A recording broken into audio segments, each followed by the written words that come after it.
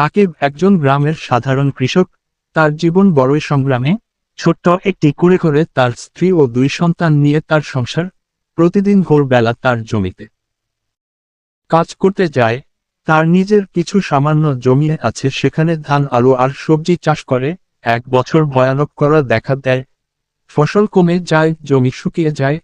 রাকিবের চোখে অন্ধকার নেমে আসে। ধার দেনা করে তাকে সংসার চালাতে হয়। গ্রামের অনেকে থাকে জমি ছেড়ে শহরে চলে যাওয়ার পরামর্শ দেয়, কিন্তু রাকিব হাল ছাড়ে না। সে বিশ্বাস করে মাটির প্রতি ভালোবাসা তাকে কখনো নিরাশ করাবে না। সে নতুন করে জমিতে সেচের ব্যবস্থা করে এবং আধুনিক চাষের পদ্ধতি শেখে। পরিশ্রম করে, আবার বীজ বনে। পরের বছর সে চমৎকার ফসল পায়। গ্রামের মানুষজন অবাক হয়ে দেখে তার সাফল্য। রাকিব প্রমাণ করে পরিশ্রম আর ইচ্ছা থাকলে কোন বাধায় আটকে রাখা যায় না। আজ রাকিব শুধু একজন কৃষক না, বরং সে গ্রামের যুবকদের অনুপ্রেরণার নাম। তার জীবনের গল্প সবার মাঝে ছড়িয়ে পড়ে আসার আলো হয়ে